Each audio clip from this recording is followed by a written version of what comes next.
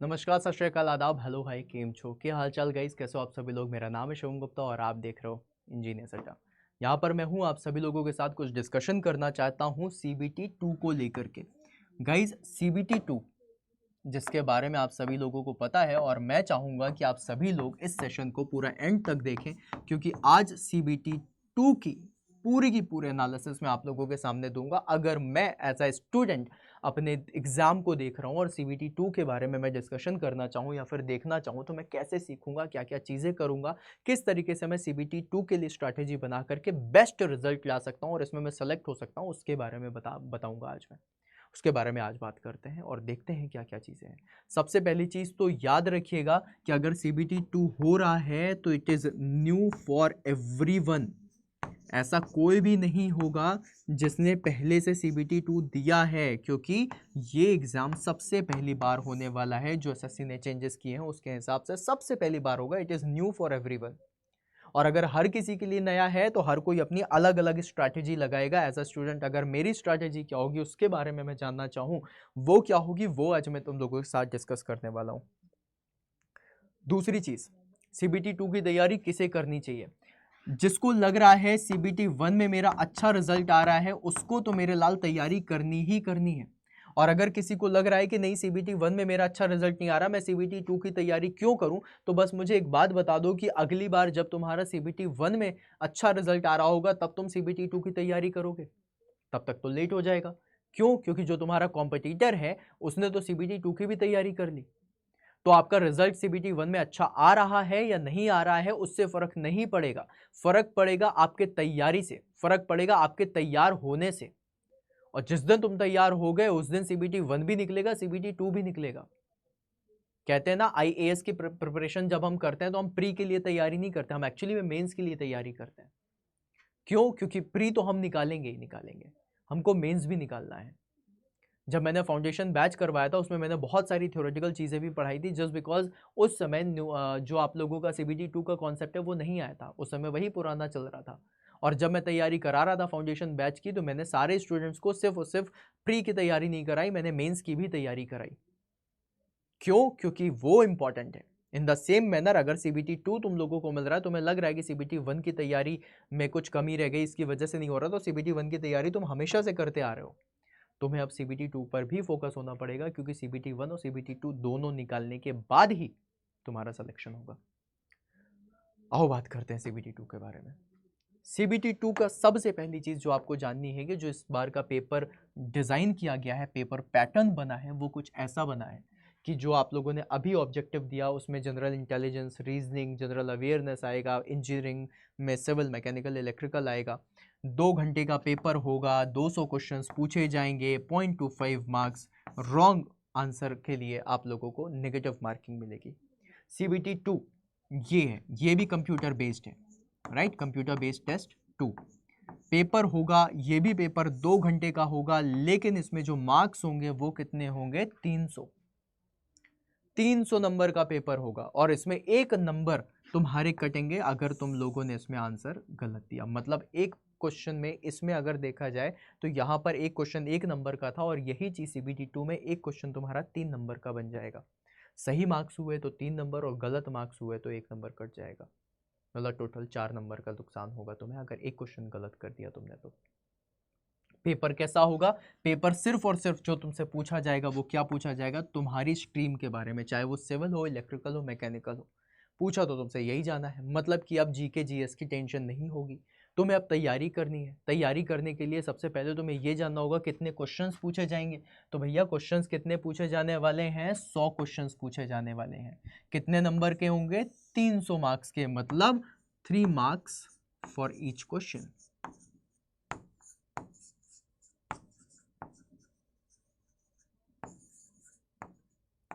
3 marks for each question. और अगर 3 marks का एक क्वेश्चन है, मतलब कि आप लोगों के पास बहुत अच्छा अपॉर्चुनिटी होगी।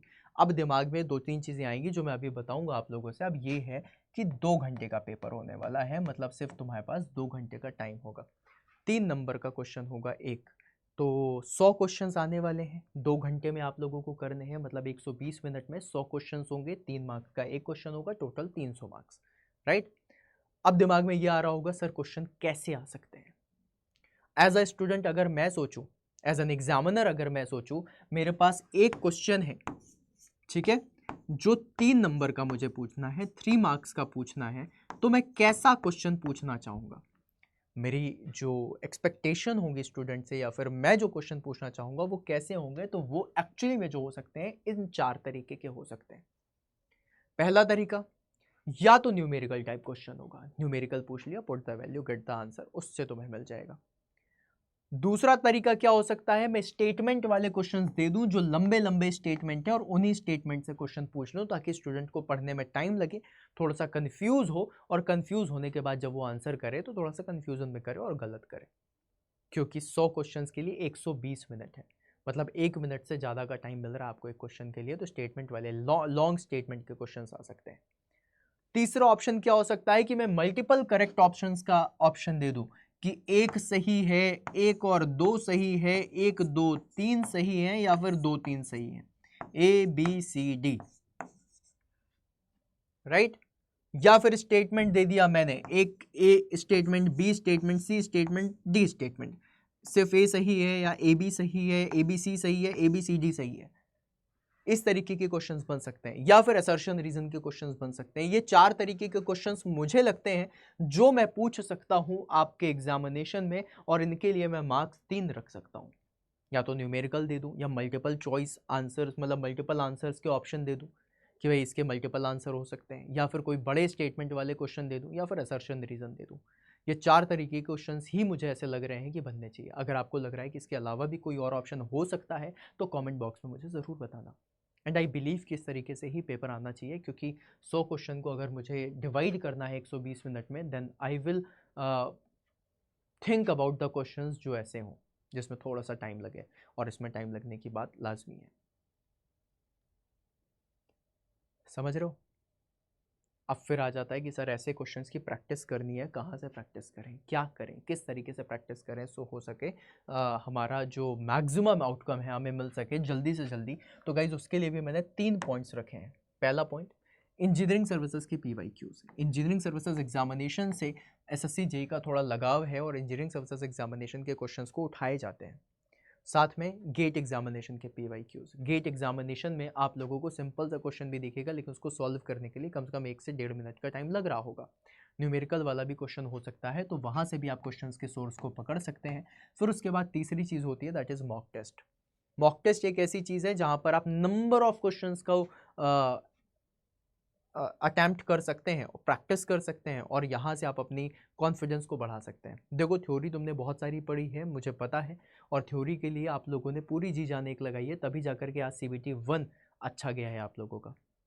और जिसका नहीं भी गया है उनको भी अगर तैयारी करनी है, तो कहीं ना कहीं आप खुद ही ये वाली बात सोचना, मेरी बात में अगर लॉजिक लगे तो मुझे ज़रूर बताना कि यार क्वेश्चंस पूछे जाएंगे तो इसी तरीके के क्वेश्चंस हो सकते हैं, जो 4 तरीके मैंने आप लोगों को बताए, कि या तो हो सकता है न्यूमेरिकल पूछ ले, या स्टेटमेंट पूछ ले, या मल्टीपल चॉइस पूछ ले, असर्शन रीजन पूछ ले, कुछ भी पूछ ले, इनमें से कुछ भी पूछा जा सकता है, राइट।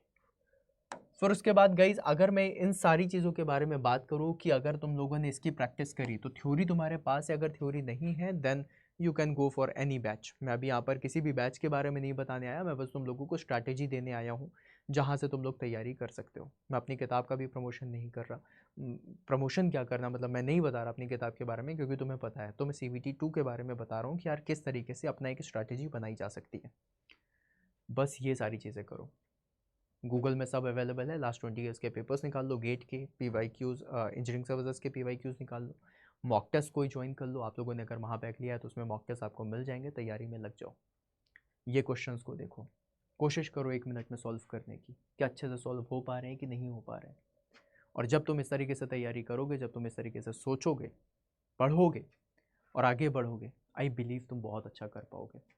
इसके अलावा तुम्हें अगर कोई और भी ऑप्शन लगे, या फिर कोई और सजेशन देना चाहो, या फिर कुछ पूछना चाहो, be free to ask me on comment box. Session end होने के बाद जो कमेंट बॉक्स है उसमें ज़रूर पूछिए। अगर कोई ऐसा पर्सनल डाउट है, या फिर लग रहा है कि नहीं मुझे सर से पर्सनली बात करनी है, this is my mail ID shivam.gupta1@247.com। यहाँ पर जाकर के भी आप बात कर सकते हैं, यहाँ पर भी चीज़ें आप देख सकते हैं।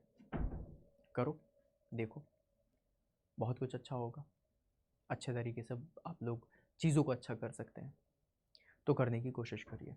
कहीं पे अगर आपको मेरी हेल्प की ज़रूरत है, I am always there to help you. किसी भी चीज़ की ज़रूरत है, जस्ट मुझे मेल कर दो, मुझे बता दो, मैं लग जाऊंगा जी जान से तुम लोगों के लिए, तुम्हारे CBT 2 की तैयारी करवाने में। लेकिन उसके पहले तुम्हें खुद से पूछना पड़ेगा कि क्या मुझे तैयारी करनी है, और अगर जवाब आता है हाँ, तो बस फिर बिना कुछ सोचे लग जाओ, क्योंकि अगर सोचने में टाइम वेस्ट कर दिया तो प्रिपरेशन कब करेंगे। प्रिपरेशन में लगते हैं, बढ़िया वाली प्रिपरेशन करते हैं, जी तोड़ मेहनत करते हैं, एंड आई बिलीव आप बहुत अच्छा कर पाओगे। 110% आप बहुत अच्छा कर पाओगे। तो चलो गाइस, इसी के साथ आज का सेशन एंड करते हैं, और आप सभी लोगों से बोलना चाहूँगा कि ये जो CBT 2 है, इसके लिए थोड़ा सा सीरियस हो जाओ, बहुत अच्छे तरीके से तैयारी करो। कुछ भी होता है, कुछ भी, आई एम हियर। पूछो ना क्या डाउट है, क्या प्रॉब्लम है, मैं क्लियर करूँगा तुम लोगों को। जिस तरीके से CBT 1 गया है, उसी तरीके से CBT 2 भी जाएगा। साथ में अगर कोई ऐसा स्टूडेंट है जो 2024 की भी तैयारी करना चाहता है, CBT 2 की भी तैयारी करना चाहता है, हर चीज़ की, तो आप मैकेनिकल, सिविल, इलेक्ट्रिकल कोई भी महापैक ज्वाइन कर सकते हो। जाओ महापैक में जाओ, और जा करके आप बहुत अच्छे तरीके से तैयारी करो। I am there to help you. Code आप लोगों को पता है, अगर आप यूज़ करना चाहें Y166, और आप बहुत अच्छे से कर सकते हैं। So this was all from my side. I believe आप लोग इस चीज़ को मद्देनज़र रखते हुए आगे बढ़ेंगे। तो चलो गाइस, मिलते हैं फिर अपन नेक्स्ट सेशन में, एंड सेशन अच्छा लगा हो तो लाइक करके ज़रूर जाना। Bye guys.